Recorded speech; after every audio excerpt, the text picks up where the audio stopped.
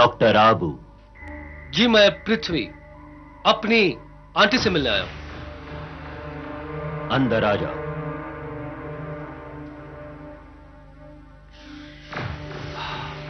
मेरी आंटी कहाँ है?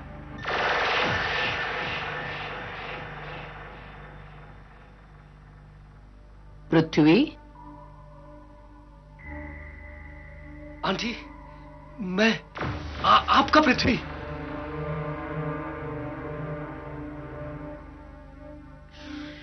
आंटी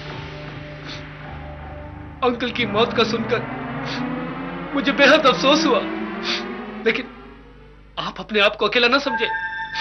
अब मैं आ गया हूं, मैं आपका बेटा आ गया है, आपका बेटा आ गया है मां, आपका बेटा आ गया है, आपका बेटा आ गया है।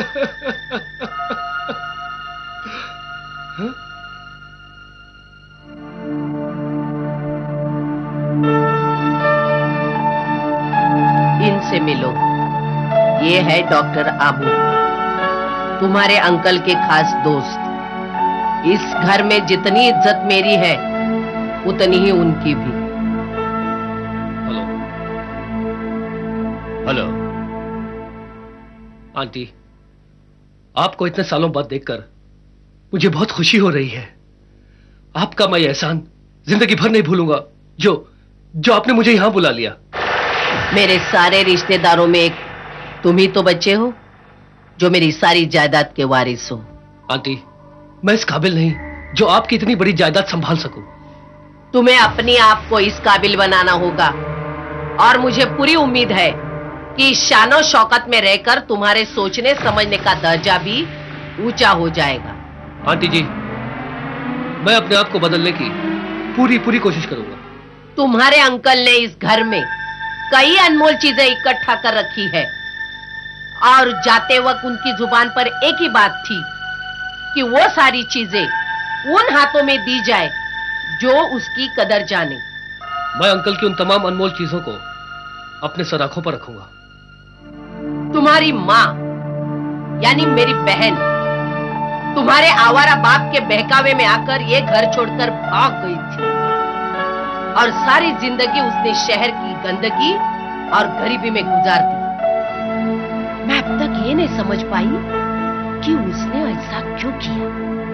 ये बात तो खुद मैं भी नहीं समझ सका आंटी, कितना सब कुछ रहकर भी उन्होंने ऐसा क्यों किया। वहां शहर में मेरा दम भी घुटता था। तो जिंदगी के इतने सारे दिन तुमने कैसे गुजारे? लोगों की जेबें काटकर या तिजोरियों के ताले तोड़कर? हरामजादी मुझसे बातें तो इस तरह कर रही जैसे मैं कोई गली का कुत्ता हूं। बस मुझे उस दिन का इंतजार है कि कब तेरी मौत हो और कब ये करोड़ों की जायदाद मेरी हो जाए। मुझ में एक शक्ति है, इंसान जो सोचता है उसे परख लेता हूं कि वो क्या सोच रहा है। इसलिए इस घर में सोचने से पहले सोच समझ कर सोचा करो। मैडम खाना परोस दो। इन्हें ले जाकर मेहमानों का कमरा दिखा दो। ठीक है, चलिए बाबूजी।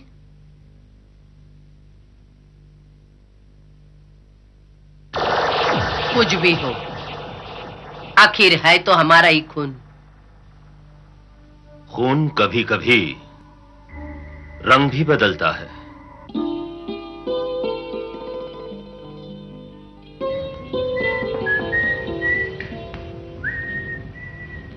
इस तरह बाबूजी। आइए बाबूजी, ये रहा आपका कमरा। किसी चीज की भी जरूरत हो तो हमें आवाज दे दीजिए, हम काम में बहुत तेज हैं। अच्छा क्या नाम है तुम्हारा? रेशमा। हम इस बंगले के मालिक की बेटी है। जब से बाबा का देहांत हुआ तब से हम यहीं रहते हैं। अब यही हमारा घर है। मतलब तुम्हारा इस दुनिया में कोई नहीं है ना? एक भाई है, वो भी यहीं पर रहता है। एक नंबर का शराबी है। वो शराब के लिए अपना ईमान धर्म दोनों बेच दे। तो क्या आंटी से कुछ कहती नहीं? मैडम को पता चल जाएगा ना तो कान पकड़कर बंगले के बाहर कर देगी। वो तो रात में कमरे में छुप कर पीता है। लेकिन बाबूजी, एक बात मेरी समझ में आई नहीं। अब शहर की चकाचौंध जिंदगी को छोड़कर इस सुनसान जगह पर क्यों आ गए? मुझे खुली हवा, हरियाली और खूबसूरत चीजें बहुत पसंद है। ओ बाबूजी, आप नहीं जानते, यहाँ पर जैसे ही रात होती है बंगला सन्नाटे में डूब जाता है। अजीब अजीब सी आवाजें आने लग जाती है। हम तो अपना कमरा बंद करके सो जाते हैं। अच्छा, ऐसी क्या बात है इस बंगले में?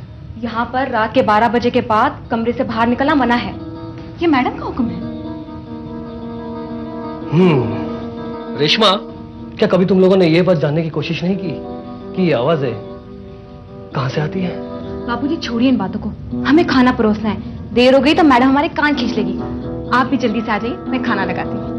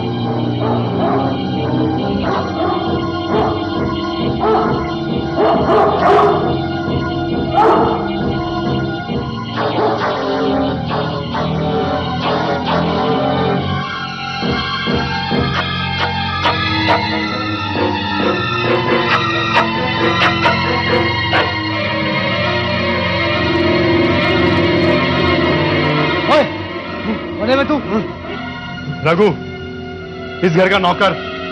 ओ, तो तू रेशमा का भाई है? हाँ, रेशमा। लेकिन यूं चोरों की तरह कहां जा रहा था तू? भाई साहब, वो हाँ, मैं सोने जा रहा था। सोने जा रहा था मैं।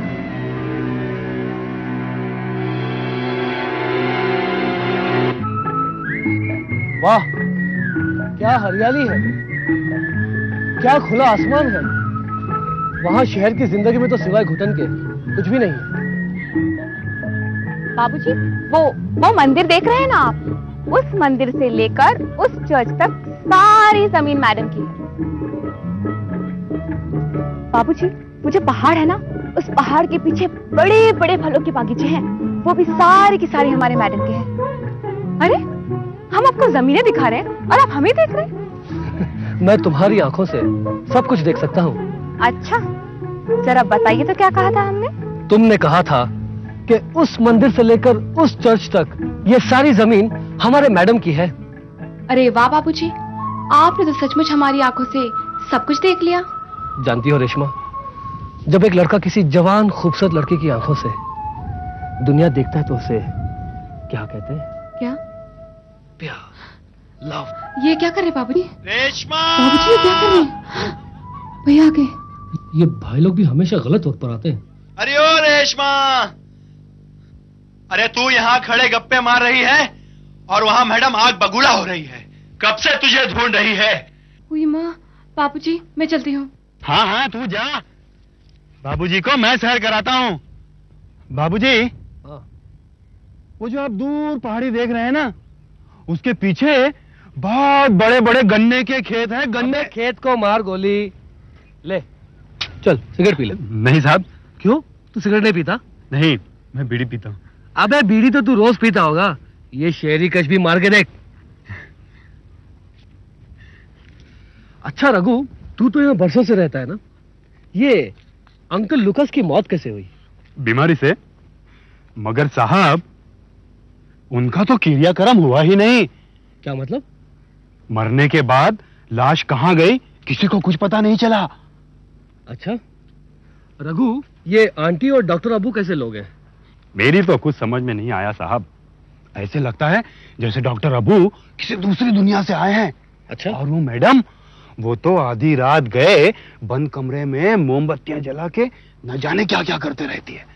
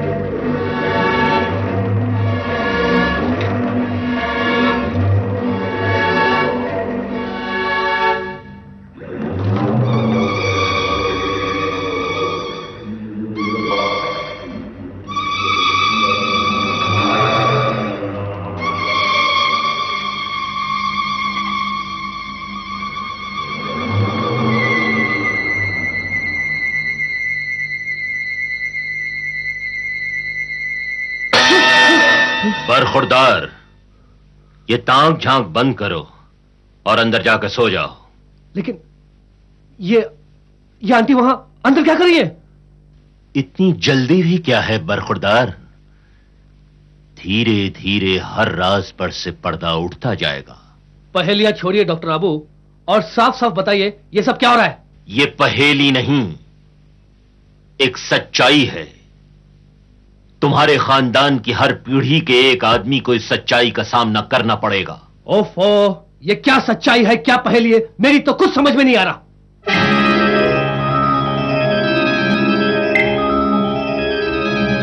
क्या हुआ?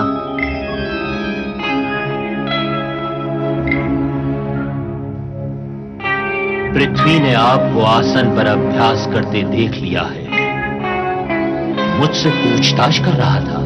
हमें एक न एक दिन तो उसे सब कुछ बताना ही होगा। लेकिन आपके पति लूकास ने मरते वक्त कहा था कि जो भी इस आसन को ग्रहण करेगा उसे अच्छी तरह से परख लिया जाए। मुझे पूरी उम्मीद है डॉक्टर आबू, पृथ्वी हमारी परंपरा का उल्लंघन नहीं करेगा।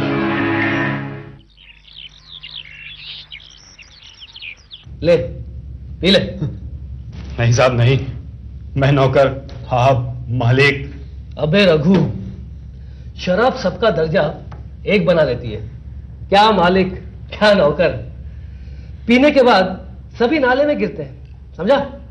चलो चीयर्स, कम ऑन रघु।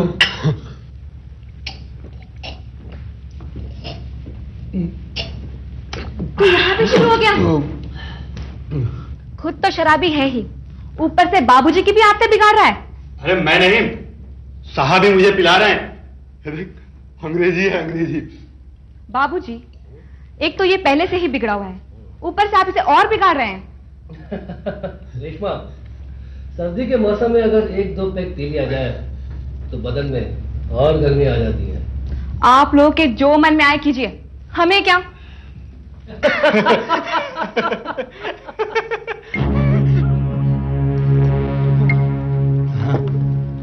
कल रात तू चोरी छिपे कहाँ जा रहा था?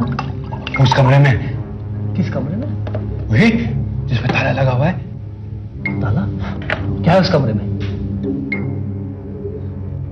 मुझे नहीं मालूम साहब उस कमरे में क्या है, लेकिन मैडम मुझे और रेशमा को है ना उस कमरे के आसपास भी जाने से रोकती है। मुझे तो लगता है उस कमरे में जरूर कोई कीमती चीज है।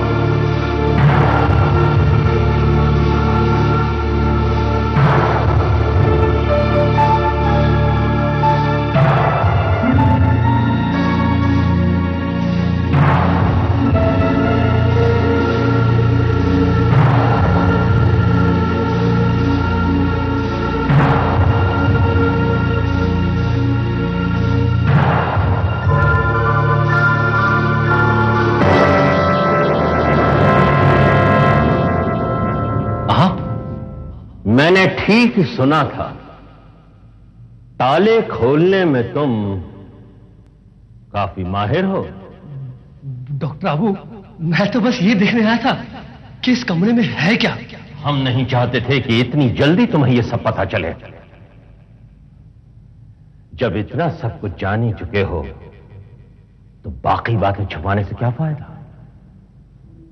ये जो एंटीक्स तुम देख रहे हो ये हजारों साल पुरानी। जब तुम्हारे अंकल जिंदा थे तो उन्होंने ये सब चीजें बड़ी चाहत के साथ एक एक करके इकट्ठी की थी। इन चीजों का कोई मोल नहीं है। मुझे तो इनमें कोई ऐसी खास बात नजर नहीं आती। अनमोल चीजों को परखने के लिए कदरदान नजरें चाहिए। आज के दौर में ये चीजें नायाब हैं और नायाब चीजों का कोई मोल नहीं होता।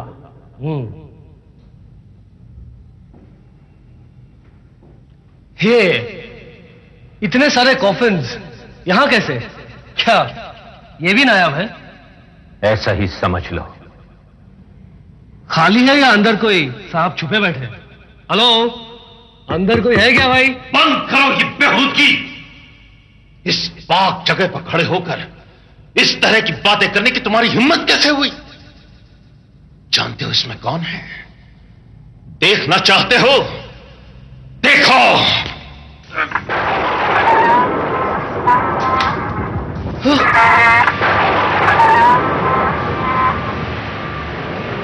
Uncle Lucas? हाँ, यकीनन ये तुम्हारे अंकल लुकास ही हैं। लेकिन अभी तक आपने इनकी लाश को यहां क्यों रखा है? ये तुम्हारे खानदान का रिवाज है। इस खानदान का जो भी शख्स गुजर जाता है उसके जिस्म को मिट्टी नहीं बनने दिया जाता बल्कि यादगार बनाकर एक ताबूत में सजा दिया जाता है।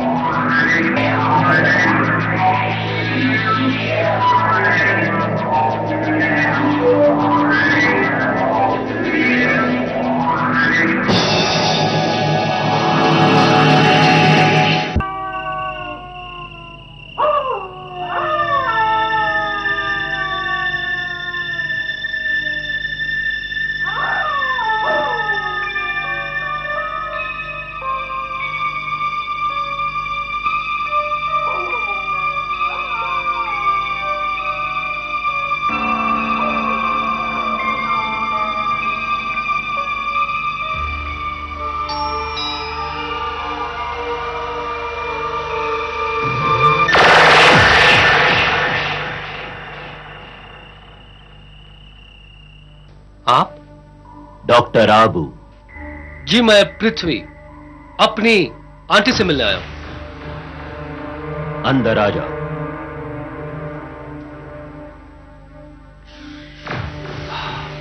मेरी आंटी कहां है?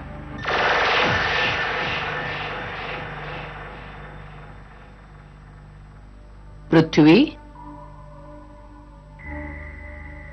आंटी, मैं आपका पृथ्वी।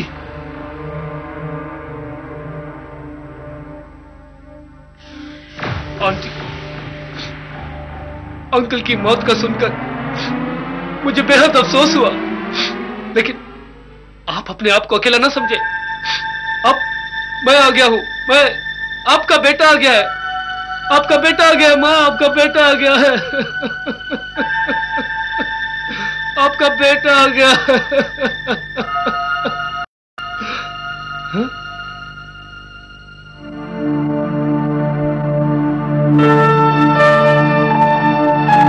इनसे मिलो, ये है डॉक्टर आबू, तुम्हारे अंकल के खास दोस्त।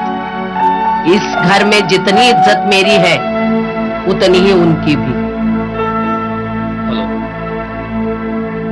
हेलो आंटी, आपको इतने सालों बाद देखकर मुझे बहुत खुशी हो रही है। आपका मैं एहसान जिंदगी भर नहीं भूलूंगा जो आपने मुझे यहां बुला लिया। मेरे सारे रिश्तेदारों में एक तुम ही तो बच्चे हो जो मेरी सारी जायदाद के वारिस हो। आंटी, मैं इस काबिल नहीं जो आपकी इतनी बड़ी जायदाद संभाल सकूं। तुम्हें अपने आप को इस काबिल बनाना होगा और मुझे पूरी उम्मीद है कि शानो शौकत में रहकर तुम्हारे सोचने समझने का दर्जा भी ऊंचा हो जाएगा। आंटी जी, मैं अपने आप को बदलने की पूरी कोशिश करूंगा।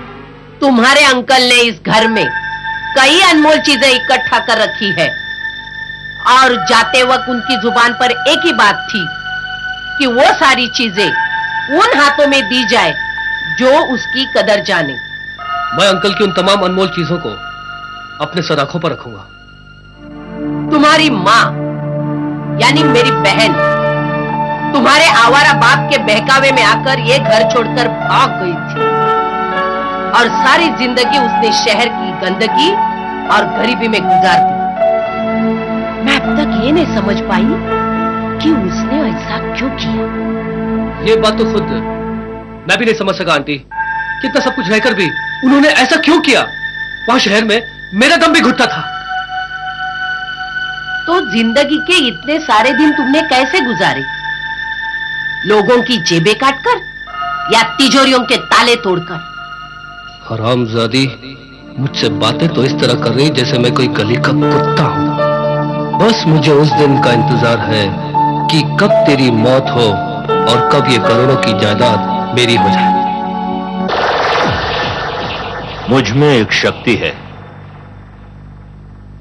इंसान जो सोचता है उसे परख लेता हूं कि वो क्या सोच रहा है।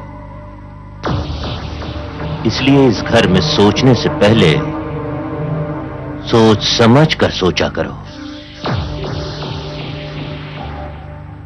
मैडम, खाना परोस दो। इन्हें ले जाकर मेहमानों का कमरा दिखा दो। ठीक है, चलिए बाबूजी।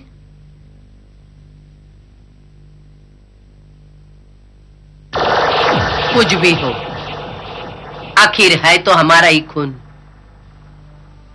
खून कभी कभी रंग भी बदलता है।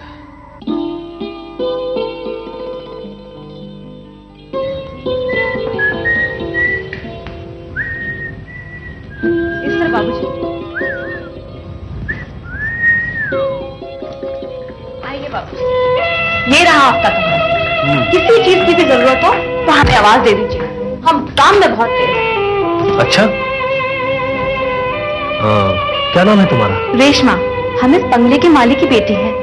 जब से बाबा का देहांत हुआ तब से हम यहीं रहते हैं। अब यही हमारा घर है। मतलब तुम्हारे दुनिया में कोई नहीं है ना? एक भाई है, वो भी यहीं पर रहता है। एक नंबर का शराबी है। वो शराब के लिए अपना ईमान धर्म दोनों बेच दे। तो क्या आंटी से कुछ कहती नहीं? मैडम को पता चल जाएगा ना तो कान पकड़कर बंगले के बाहर कर देगी। वो तो रात में कमरे में छुप कर पीता है।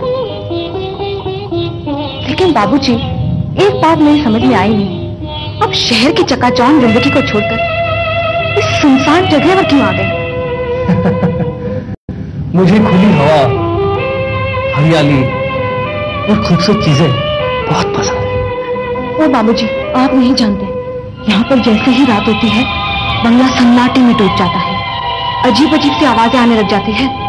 हम तो अपना कमरा बंद करके सो जाते हैं। अच्छा, ऐसी क्या बात है इस बंगले में? यहाँ पर रात के 12 बजे के बाद कमरे से बाहर निकलना मना है।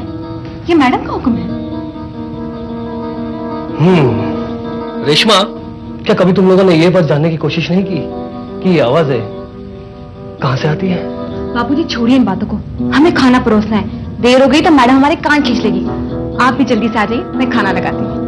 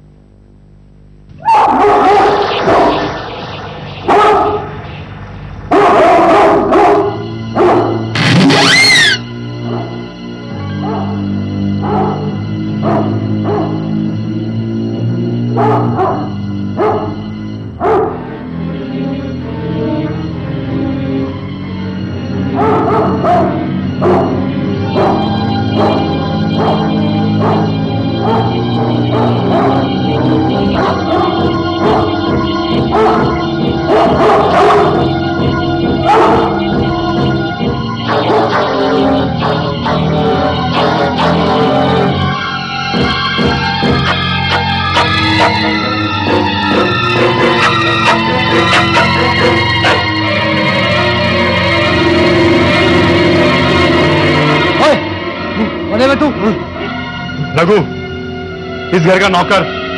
ओ, तो तू रेशमा का भाई है? हाँ, रेशमा। लेकिन यूं चोरों की तरह कहाँ जा रहा था तू? नहीं साहब, वो हाँ, मैं सोने जा रहा था, सोने जा रहा था मैं।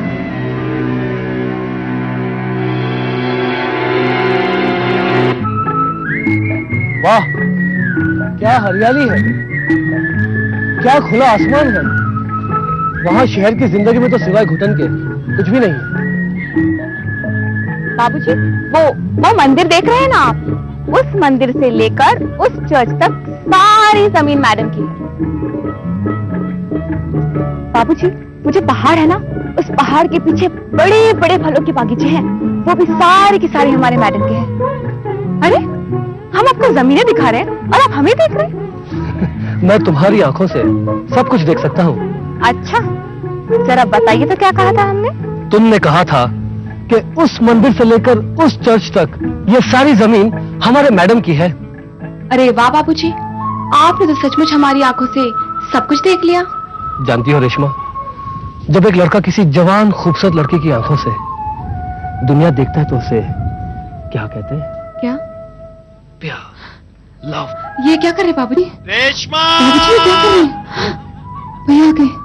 ये भाई लोग भी हमेशा गलत वक्त पर आते हैं। अरे ओ रेशमा, अरे तू यहाँ खड़े गप्पे मार रही है और वहाँ मैडम आग बगुला हो रही है। कब से तुझे ढूंढ रही है। हुई माँ, बाबूजी मैं चलती हूँ। हाँ, तू जा। बाबूजी को मैं सैर कराता हूँ। बाबूजी, वो जो आप दूर पहाड़ी देख रहे हैं ना, उसके पीछे बहुत बड़े बड़े गन्ने के खेत हैं। गन्ने खेत को मार गोली। ले चल, सिगरेट पी ले। नहीं साहब। क्यों, तू सिगरेट नहीं पीता? नहीं, मैं बीड़ी पीता हूँ। अबे बीड़ी तो तू रोज पीता होगा, ये शहरी कश भी मार के देख।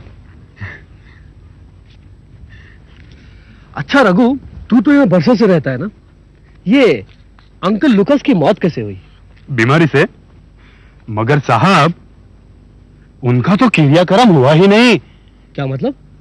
मरने के बाद लाश कहाँ गई किसी को कुछ पता नहीं चला। अच्छा रघु, ये आंटी और डॉक्टर अबू कैसे लोग हैं? मेरी तो कुछ समझ में नहीं आया साहब। ऐसे लगता है जैसे डॉक्टर अबू किसी दूसरी दुनिया से आए हैं। अच्छा। और वो मैडम, वो तो आधी रात गए बंद कमरे में मोमबत्तियां जला के न जाने क्या क्या करते रहती है।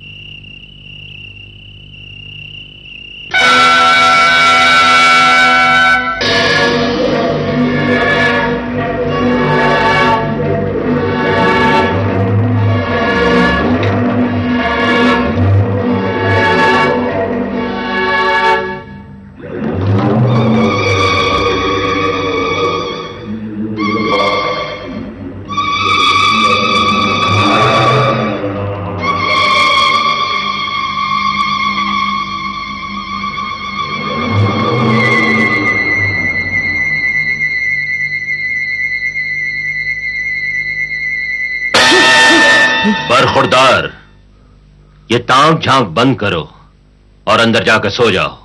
लेकिन ये आंटी वहां अंदर क्या कर रही है? इतनी जल्दी भी क्या है बरखुरदार? धीरे धीरे हर राज पर से पर्दा उठता जाएगा। पहेलियां छोड़िए डॉक्टर आबू और साफ साफ बताइए ये सब क्या हो रहा है? ये पहेली नहीं, एक सच्चाई है। तुम्हारे खानदान की हर पीढ़ी के एक आदमी को इस सच्चाई का सामना करना पड़ेगा। ओफो, ये क्या सच्चाई है, क्या पहेली है? मेरी तो कुछ समझ में नहीं। करते देख लिया है, मुझसे पूछताछ कर रहा था। हमें एक न एक दिन तो उसे सब कुछ बताना ही होगा। लेकिन आपके पति लूकास ने मरते वक्त कहा था कि जो भी इस आसन को ग्रहण करेगा उसे अच्छी तरह से परख लिया जाए। मुझे पूरी उम्मीद है डॉक्टर आबू, पृथ्वी हमारी परंपरा का उल्लंघन नहीं करेगा।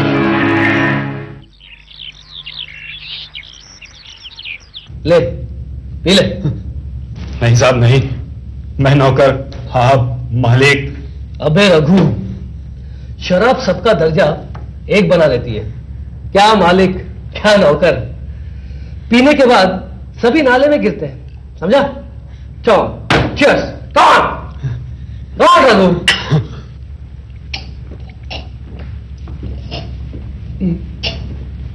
यहाँ भी शुरू हो गया। खुद तो शराबी है ही, ऊपर से बाबूजी की भी आदतें बिगाड़ रहा है। अरे मैं नहीं, साहब ही मुझे पिला रहे हैं। अरे अंग्रेजी है, अंग्रेजी। बाबूजी, एक तो ये पहले से ही बिगड़ा हुआ है, ऊपर से आप इसे और बिगाड़ रहे हैं। रेशमा, सर्दी के मौसम में अगर एक दो पैक पी लिया जाए तो बदन में और गर्मी आ जाती है। आप लोग के जो मन में आए कीजिए, हमें क्या।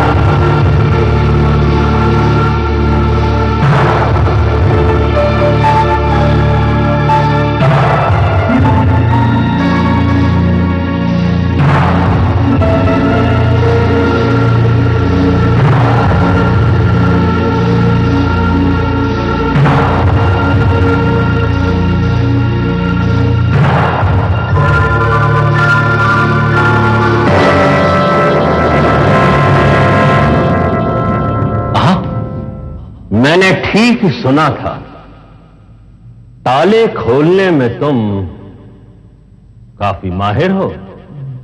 डॉक्टर आबू, मैं तो बस ये देखने आया था कि इस कमरे में है क्या।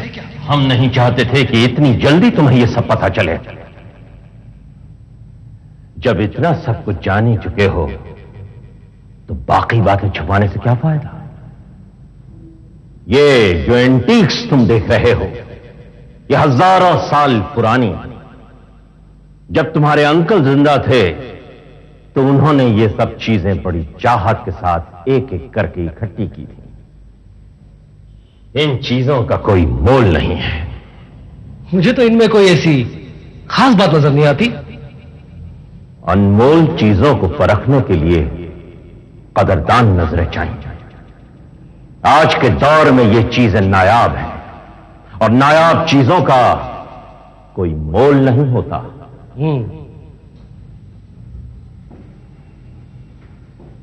ये इतने सारे कॉफिन्स यहां कैसे? क्या ये भी नायाब है? ऐसा ही समझ लो। खाली है या अंदर कोई सांप छुपे बैठे? हेलो, अंदर कोई है क्या भाई? बंद करो ये बेहूदगी।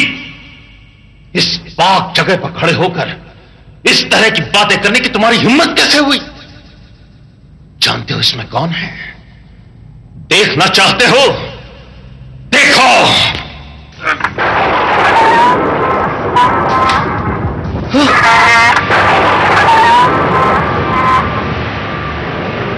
Uncle Lucas? हाँ, यकीनन ये तुम्हारे अंकल लूकास ही हैं। लेकिन अभी तक आपने इनकी लाश को यहाँ क्यों रखा है? ये तुम्हारे खानदान का रिवाज है। इस खानदान का जो भी शख्स गुजर जाता है उसके जिस्म को मिट्टी नहीं बनने दिया जाता, बल्कि यादगार बनाकर एक ताबूत में सजा दिया जाता है।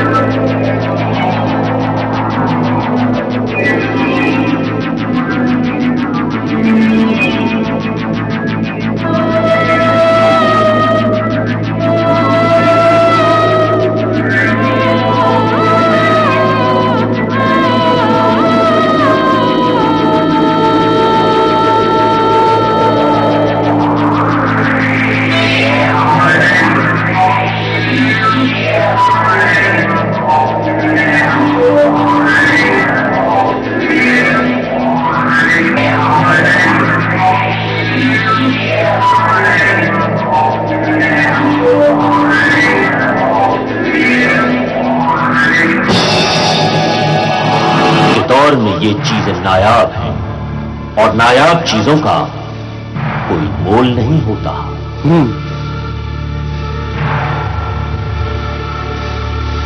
ये इतने सारे कॉफिन्स यहाँ कैसे? क्या ये भी नायाब है? ऐसा ही समझ लो। खाली है या अंदर कोई सांप छुपे बैठे हैं? हेलो, अंदर कोई है क्या भाई? बंद करो ये बेहूदगी। इस पाक जगह पर खड़े होकर इस तरह की बातें करने की तुम्हारी हिम्मत कैसे हुई? जानते हो इसमें कौन है? देखना चाहते हो? देखो।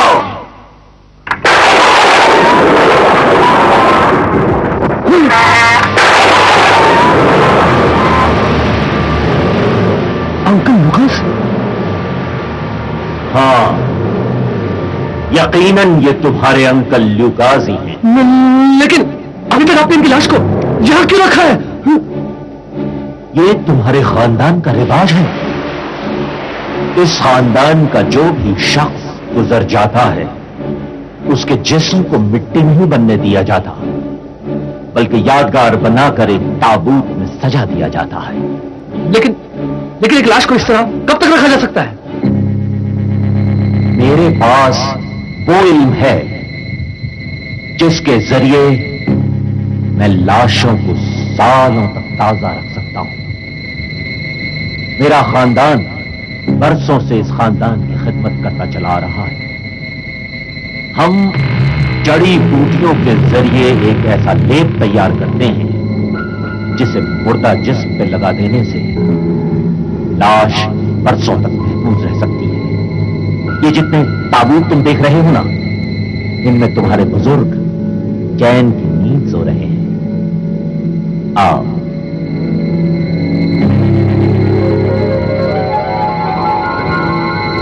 इस ताबूत में है तुम्हारे नाना जी मरहूम ब्रिजेश्वर प्रताप सिंह।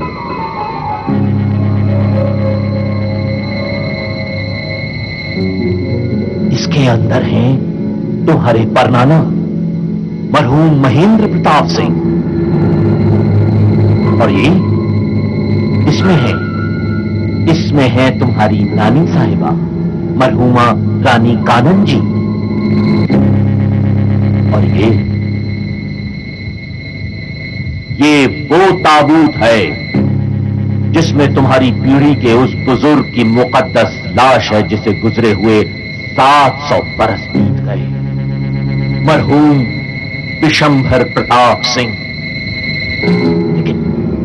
लेकिन आज भी उनके चेहरे का नक्श बिल्कुल वैसा ही है जैसा 700 साल पहले था। देखोगे? देखना चाहोगे? नहीं डॉक्टर बाबू, इसकी कोई जरूरत नहीं है। मैं और कुछ नहीं देखना चाहता। ये मुकद्दस लाशें हैं, इनसे डरो नहीं, इनकी इज्जत करो। यही तुम्हारा फर्ज है, यही तुम्हारा धर्म है। लाशों की तरह रखवाली करना कहां का धर्म है? ये सब तुम लोगों का पागलपन है और कुछ नहीं।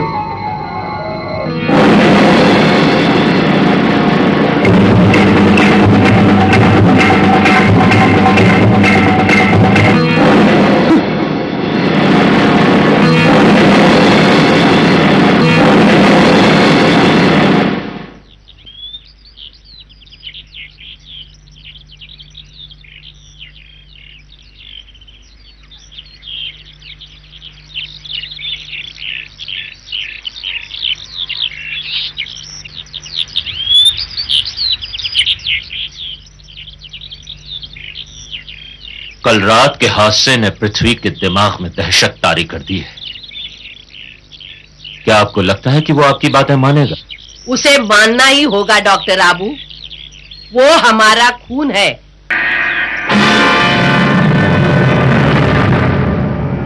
Good morning aunty. Hello doctor Abu. बैठो, चाय पियो।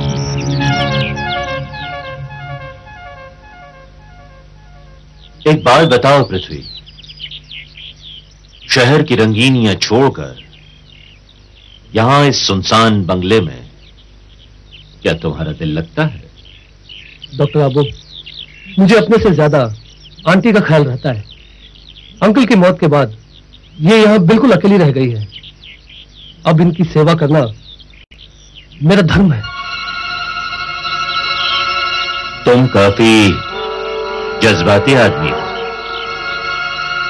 मुझे पूरा यकीन है कि तुम अपनी आंटी का पूरा पूरा ख्याल रखोगे। जैसी सेवा करोगे मेवा भी वैसा ही पाओगे। मेवा मिलेगा? पता नहीं वो डॉक्टर आबू अपने आप को समझता क्या है, कमीना।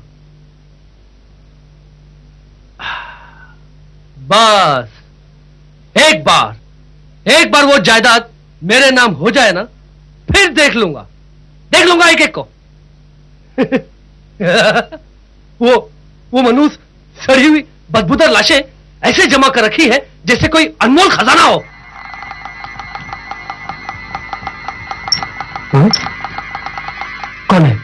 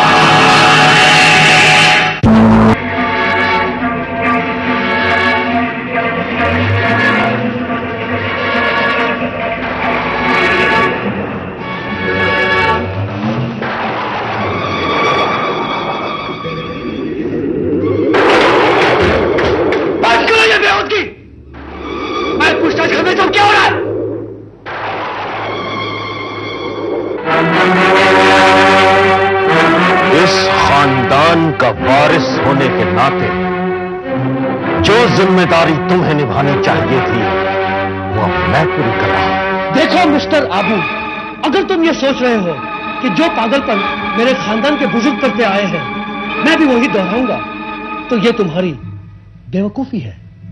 तुम बेशक अपनी जिम्मेदारियों से दूर भागो, लेकिन इस खानदान का हमदर्द होने के नाते मुझे भी तो अपना फर्ज निभाना है। मैंने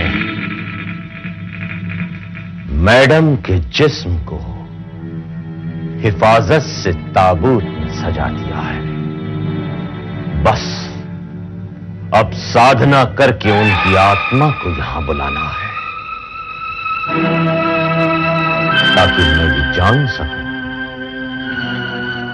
कि वो उस पहाड़ी की चोटी से गिरी कैसे, वो भयानक हादसा हुआ कैसे, और मरते वक्त वो क्या कहना चाहती थी। ये हरामजादा मुझे फांसी के तख्ते तक पहुंचाना चाहता है।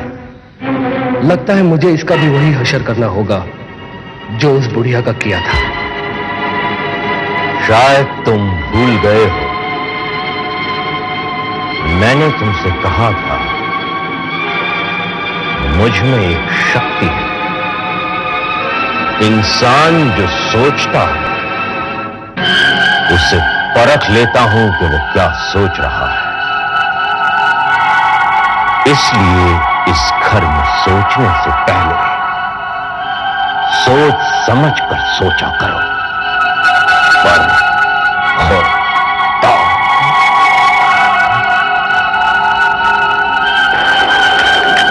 तुम तो यहां अपनी आंटी की जायदाद हथियाने की नीयत से आए थे ना। जायदाद तो तुम्हें मिल जाएगी, लेकिन याद है ना मैंने तुमसे क्या कहा था कि ये लाशें भी तुम्हारी जायदाद का एक हिस्सा है। तुम यहां बैठकर इन लाशों की पूजा करते रहो, मुझे इनसे कोई मतलब नहीं। क्यों? फल की उम्मीद करते हो तो पेड़ों को पानी तो देना ही होगा। अगर जायदाद चाहिए तो इन लाशों को तुम्हें अपनाना होगा, वरना। डॉक्टर आबू, एक बात कान खोल कर सुन लो। आंटी के मरने के बाद मैं इस घर का मालिक हूं, और इस घर में वही होगा जो मैं चाहूंगा। जो मेरे खिलाफ कदम उठाने की कोशिश करेगा उसका अंजाम बहुत बुरा होगा। ज्यादा गर्म मत हो, लोहा गर्म होकर अपनी शक्ल बदल लेता है। कहीं ऐसा ना हो कि तुम भी अपनी शख्सियत खो बैठो। बंद करो ये बकवास, वरना मैं बाहर नहीं दूंगा। बाहर!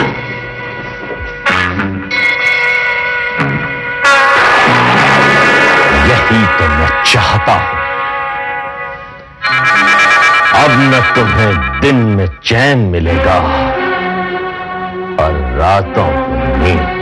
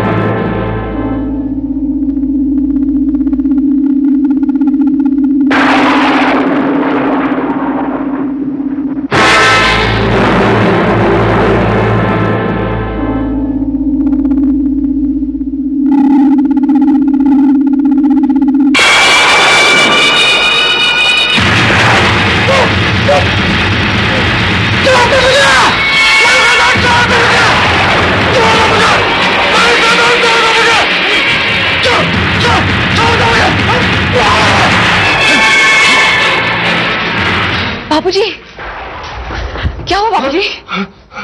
इन खानदानी लाशों ने मेरा जीना हराम कर रखा है। आज फिर किसी लाश ने मेरा गला दबाकर मुझे मारना चाहा। ये आप क्या कह रहे हैं बाबूजी? हाँ रेशमा, सोते जागते हर वक्त ये लाशें मेरी आंखों के सामने घूमती रहती है और मैं जानता हूं ये सब हरकत उस हरामजादे आबू की है। कहाँ है डॉक्टर आबू? लेकिन बाबूजी, डॉक्टर आबू तो मैडम की लाश को ढूंढने खाई की तरफ गई है।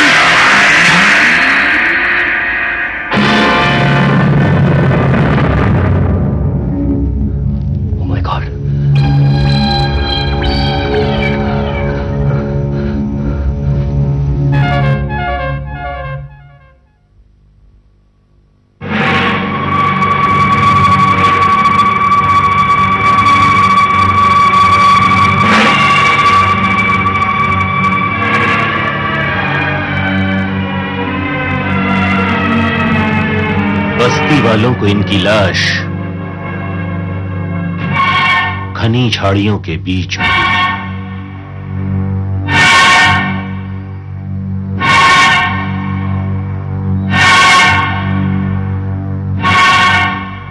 कहते हैं मरने के बाद इंसान के चेहरे पर शांति आ जाती है, लेकिन इनका चेहरा देखकर ऐसा लगता है कि आखिरी वक्त में कोई शिकायत की है।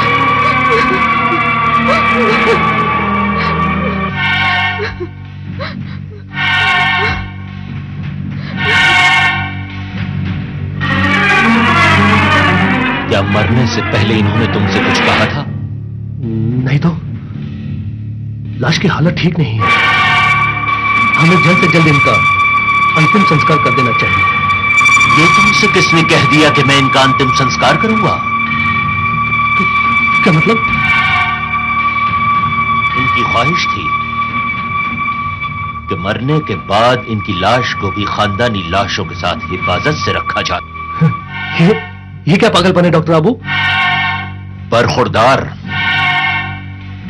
खानदानी लाशें भी जायदाद का एक हिस्सा हैं। सारी जायदाद के साथ उन्हें भी तुम्हें स्वीकार करना होगा। इस तरह एक मुर्दा जिस्म को रखना गैर कानूनी है डॉक्टर आबू। ये बात सिर्फ तुम्हारे और मेरे दरमियान है, पुलिस को कौन बताएगा? वैसे भी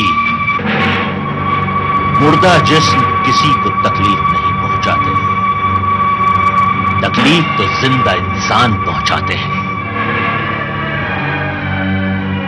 मैं लाश को महफूज रखने के सारे तरीके जानता हूं। जड़ी बूटियों के सहारे इस लाश को बरसों तक ताजा रखा जा सकता है। मैं इनका चेहरा खुला रखूंगा। जब भी तुम्हें अपनी आंटी की याद सताए, तुम जाकर इनका चेहरा बिल्कुल करीब से देख सकते हो। आपके मन में जो आए कीजिए, मुझे इन बातों से कोई लेना देना नहीं है।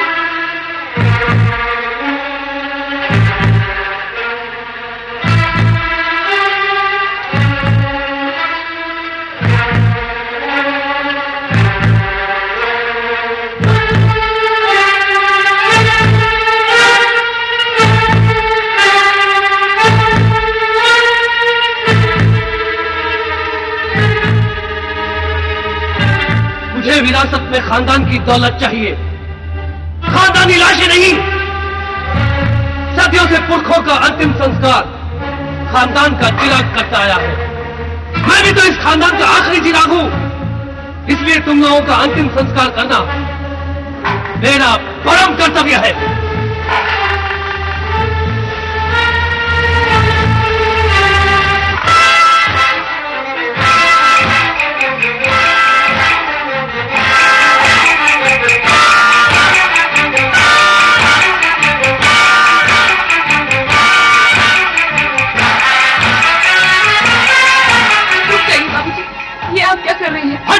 रेशमा, आज मैं इन लाशों को जलाकर राख कर दूंगा।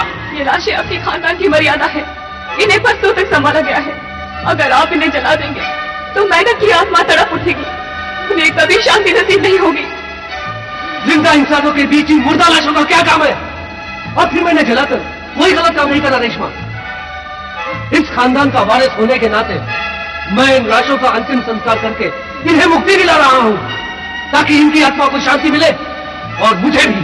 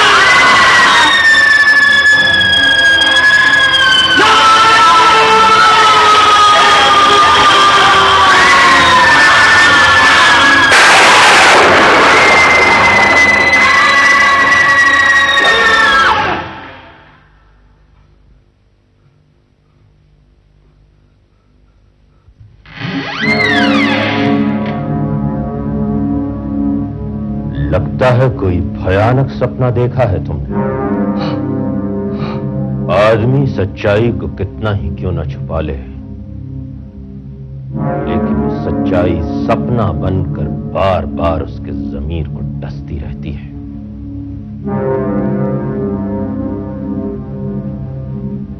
जो बोया है वही काटना होगा।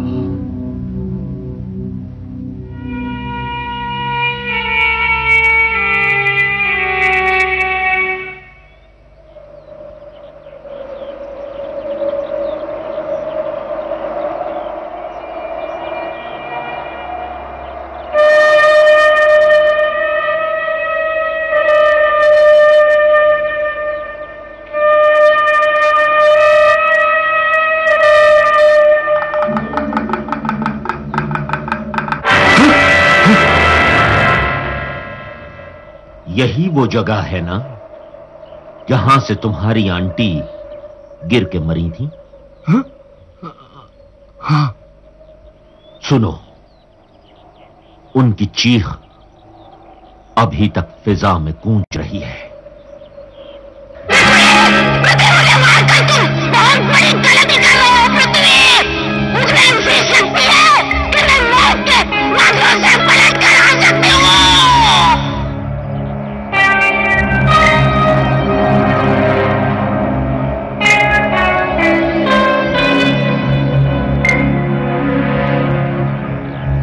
पर खुदा, तुम्हें तो मैं वो सबक सिखाऊंगा तुम्हारी रूह भी कांप उठेगी।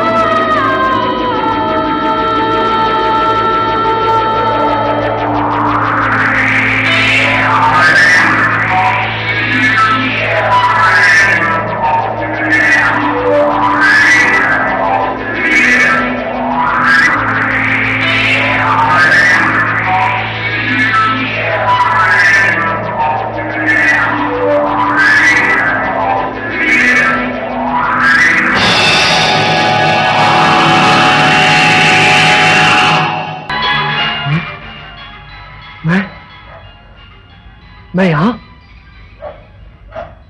हॉस्पिटल में? हाँ बाबूजी, आप बेहोश हो गए थे। भगवान का लाख लाख शुक्र है कि आपको होश आ गया। रेशमा, मैं अभी यहाँ नहीं रहूंगा। मैं अभी और इसी वक्त शहर जाना चाहता हूँ। पहले आप ठीक तो हो जाइए। नहीं नहीं, मैं यहाँ एक पल भी नहीं रहना चाहता।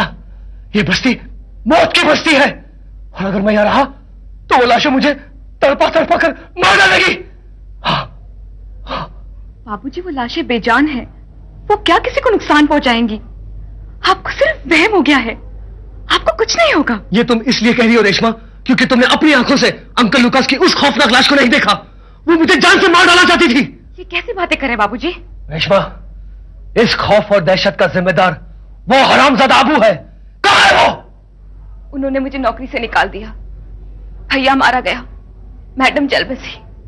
अब वो बंगला वीरान और सुनसान हो चुका है। अब वहां कोई नहीं रहता। कोई क्यों नहीं रहता वहां? वो लाशें जो रहती है। मनोज कहीं की।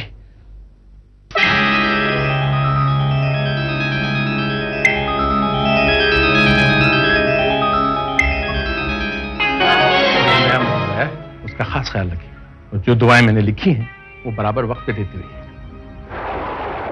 Hello doctor. हेलो। मैं डॉक्टर आबू पृथ्वी से मिलना चाहता हूं। उसे होश आ गया? हाँ, उसे होश तो आ गया। क्या बीमारी है उसे? बीमारी तो कुछ भी नहीं, लगता है उसके दिमाग पर गहरा सदमा पहुंचा है। होश आने पर बार बार अंकल अंकल चिल्ला रहा है। न जाने क्यों अपने बंगले को याद करता है और कांप उठता है। क्या मैं समझ सकता हूं? हाँ जरूर, वार्ड नंबर 13।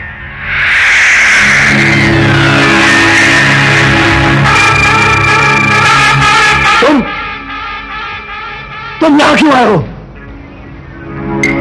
मैं यहां तुम्हारे ही फायदे की बात करने आया हूं।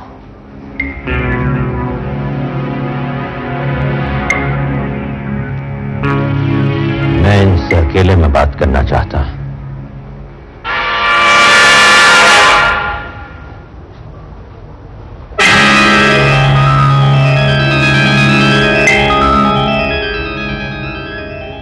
क्या कहना चाहते हैं आप? मैं एक बात पूछता हूं, सच सच बताना। कल सुबह तुम बेहोश क्यों हो गए थे? ऐसी क्या चीज देख ली थी तुमने?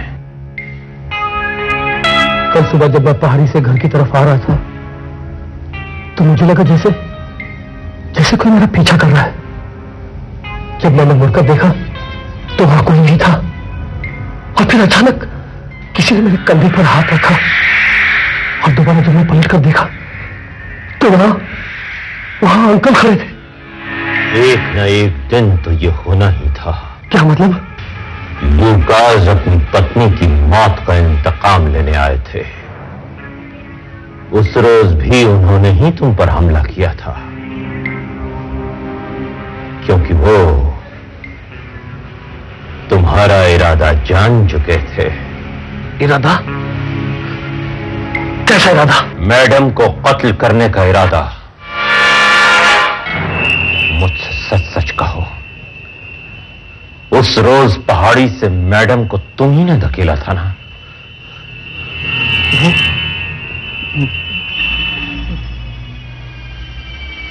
ये सब तुम्हारी गलती है डॉक्टर बाबू। उन लाशों को तुमने बेवजह संभाल के रखा हुआ है। अरे जला दो मरीज लाशों को, वरना वो एक दिन तुम्हें भी मार डालेगी। हाँ, तुम्हें भी मार डालेगी। वो मुकद्दस लाशें हैं, वो सिर्फ इंसाफ करती हैं। जो उन्हें या उनके रीति रिवाज को ठेस पहुंचाएगा वो उसे कभी नहीं छोड़ेंगी। मैं तुम्हारी मदद कर सकता हूं अगर मेरा कहा मानो तो। क्या करना होगा मुझे? तुम्हें एक बार अपने अंकल और आंटी से मुलाकात करनी होगी। तुम्हें एक बार फिर उस बंगले में आना होगा। नहीं नहीं, मैं वहां नहीं आऊंगा। मैं इस बंगले में कभी नहीं आऊंगा। एक बार फिर सोच लो। मैंने कह दिया मैं वहां कभी नहीं आऊंगा। किसी कीमत पर नहीं आऊंगा। किसी कीमत पर नहीं आऊंगा। तुम्हें वहां आना होगा और तुम जरूर आओगे। जो आग तुमने लगाई है उस आग को तुम ही आकर बुझाओगे।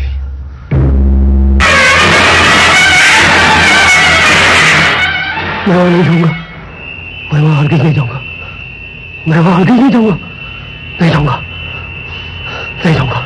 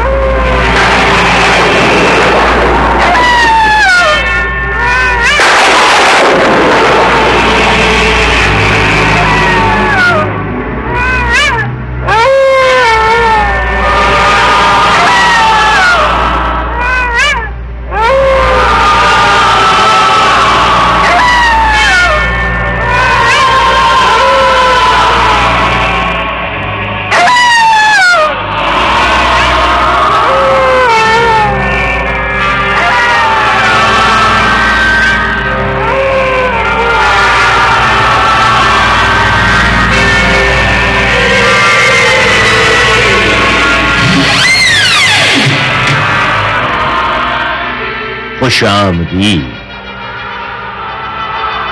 तुम्हारा ही इंतजार था।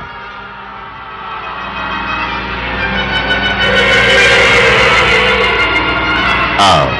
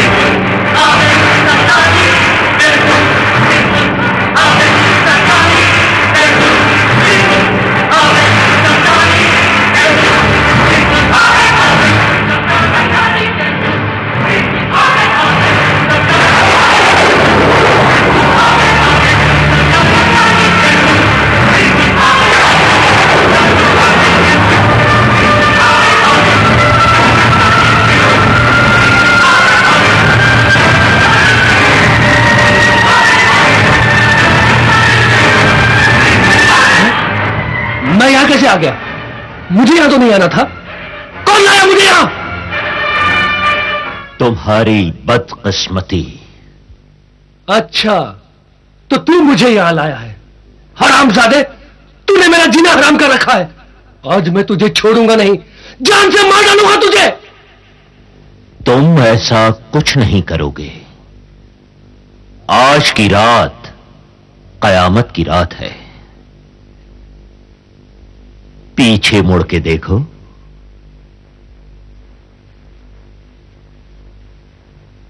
हाँ?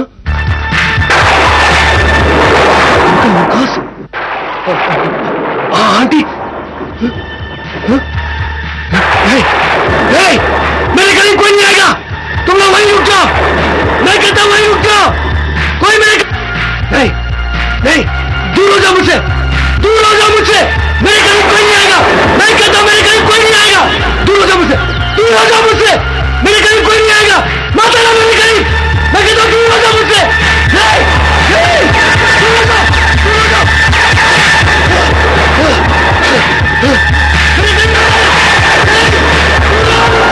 मुझे तुम लोगों को डर लगता है। मुझे तुम लोगों को डर लगता है। नहीं, नहीं, नहीं, नहीं, मेरे करीब मत आना। वहीं रुक जाओ। मैं कहता हूं मेरे करीब मत आना। मैं कहता हूं वहीं रुक जाओ। मेरे करीब मत आना, वहीं रुक जाओ। नहीं, नहीं, वहीं रुक जाना। मेरे करीब कोई नहीं आएगा। कोई मुझे हाथ नहीं लगाएगा। नहीं, नहीं, नहीं, कोई मुझे हाथ नहीं लगाएगा। नहीं, छोड़ दो मुझे, छोड़ दो मुझे, छोड़ दो मुझे।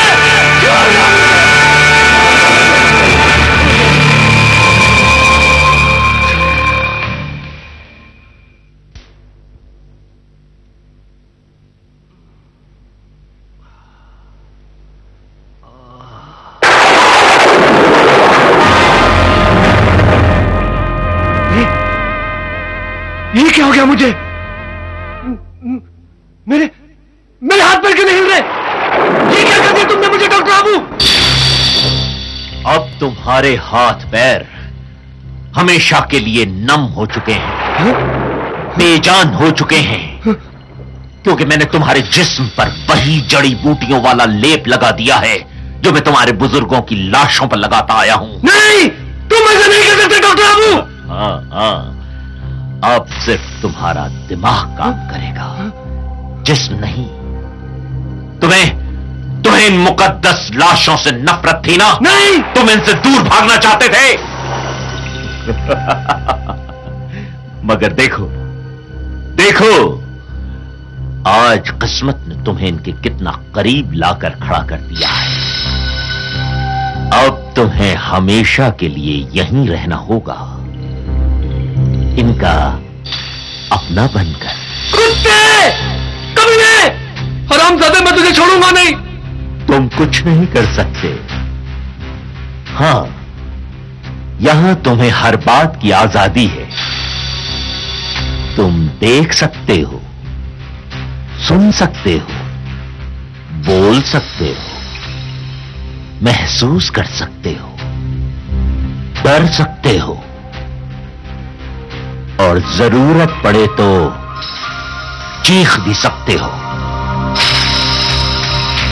मगर इस ताबूत से बाहर नहीं आ सकते। एक आदमी भूखा प्यासा कितने दिन तक जिंदा रह सकता है? 5 दिन, 10 दिन, 15 दिन। उसके बाद तो तुम जानते ही हो कि क्या होना है। तुम अपनी मौत अपनी आंखों से देखोगे। नहीं, मुझे कुछ नहीं चाहिए, मुझे कुछ नहीं चाहिए, मुझे यहां से जाने दो। मैं तुम्हारे हाथ जोड़ता हूं डॉक्टर अबू, तुम्हारे पैर पड़ता हूं। मुझे ये दौलत नहीं चाहिए, नहीं चाहिए ये दौलत।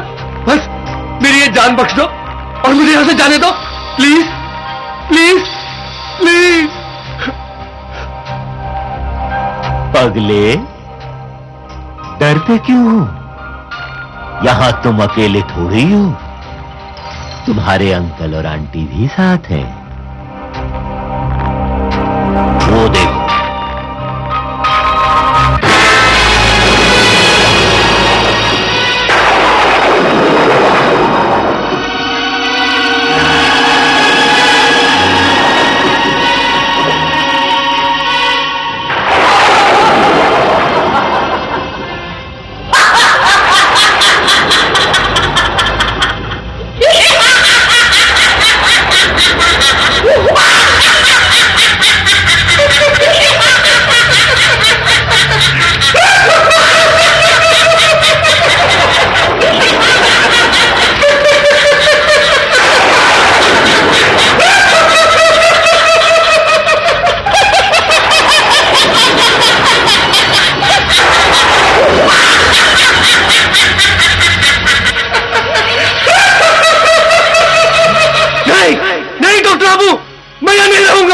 मुझे यहां से ले चलो प्लीज, यहां से ले चलो मुझे।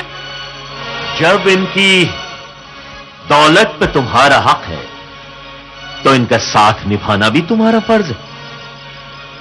याद है ना मैंने क्या कहा था? जैसी सेवा करोगे मेवा भी वैसा ही पाओगे। जिंदगी का आखिरी सफर मुबारक हो। अलविदा मेरे दोस्त, अलविदा। नहीं नहीं डॉक्टर आबू, तुम इसे मुझे जिंदा इस मकबरे में नहीं दफना सकते। डॉक्टर आबू, मुझे यहां से बाहर निकालिए, मैं यहां घुट-घुट के मर जाऊंगा। नहीं डॉक्टर आबू, मुझे यहां से बाहर निकालिए। डॉक्टर आबू, डॉक्टर आबू, मुझे यहां से बाहर निकालिए। डॉक्टर आबू, अरे कोई है? मैं मेरी आवाज क्यों नहीं सुनता? मैं यहाँ घुट-घुट के मर जाऊंगा। मैं ऐसी मौत नहीं मरना चाहता, मुझे ऐसी मौत नहीं चाहिए, नहीं चाहिए मुझे ऐसी मौत। अरे मुझे यहाँ से बाहर निकालिए, मुझे यहाँ से बाहर निकालिए, मुझे यहाँ से...